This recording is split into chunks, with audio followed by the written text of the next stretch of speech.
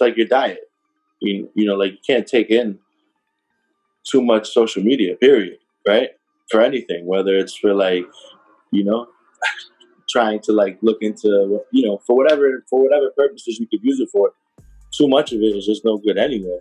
So reading into, you know, or getting your validation strictly from like social media is like, that's not good. You know what I mean? But at the same time, it's like a double-edged sword because it is something that's out there and it is helpful. And that validation is important. You know what I'm saying? On the internet. You know what I'm saying? Like that, because that's where shit is right now. You know, music used to be in the streets and you'd have to go and move. You know what I'm saying? Commute. You commute. You go to New York to buy mixtapes from Jersey or whatever. Go to this spot in Jersey to buy mixtapes. Get on a bus to go get your music. Like, now it's not like that. So the internet is, you know, it's like, that's what it is. And I shouldn't just read into it like, you know, it can't, you gotta look at it like with a grain of salt for what it is too, and know that it's like people who are literally able to just throw stones from a glass house. You know what I'm saying? But still not get no shade and not be revealed as to who they are. You know what I mean? There's a lot of people who might, you know, have critiques or even just try to say funny shit or be, you know, like foul or whatever. Like, you know, come on. My experience with the industry is very different. I don't know if it's like the industry doesn't like seem daunting to me in any way. It's not like some big scary machine or like the level. It's not even the level to me. You know, I don't care about ever being signed to a major label.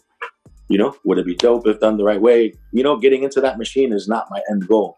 It's something that, you know, could happen. You know what I mean? But like, I don't know. I've thrived in a way where it's like, you know, the industry, I don't know. I couldn't tell you what stops me from letting the industry get me down because it's like, it doesn't knock me down like that. You know what I mean? Like, I'm in a place where I've made a living, you know, been able to like live off of making music, invest my money into certain things. You know what I'm saying? Like, it's crazy. So, you know, own shit. Got albums. I don't know, like maybe 7 albums. You know what I mean? So like, that's success to me because that makes me happy. I'm not a complacent person. Everyone knows I work hard. You know, I am gonna, you know, like keep ascending. You know what I'm saying? I'm gonna keep moving in this shit because, you know, I'm just doing what I love to do. It's not like some type of, it's just like autopilot. You know what I mean? I'm on autopilot. The industry, you know, it can change an artist's career, it can ruin an artist's career. It could be good or bad. I don't feel like it's necessary for, you know, for me to be happy though. It's funny because I was doing my thing, I don't know, a few years earlier. That was like, I don't know, I think that might have been 2017, 18. I'm not sure. I don't remember. I think it's 2017 maybe. But I had like met Static a couple years before that because some kid who didn't know me but had heard about me was trying to like link me to him and shit. You know what I'm saying? And we met him at like a release party.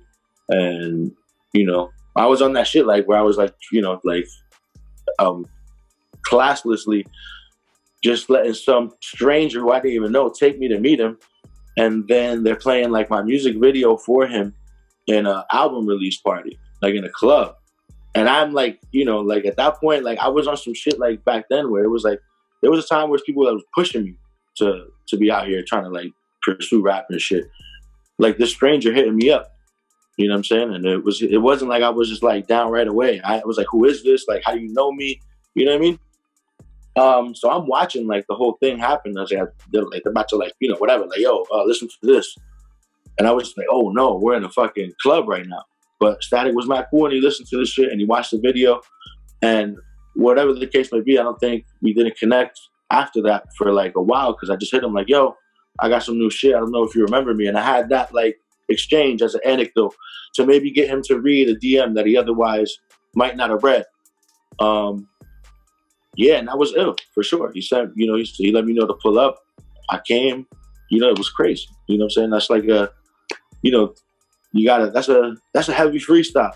The Static Selector shit 45, however many minutes that is.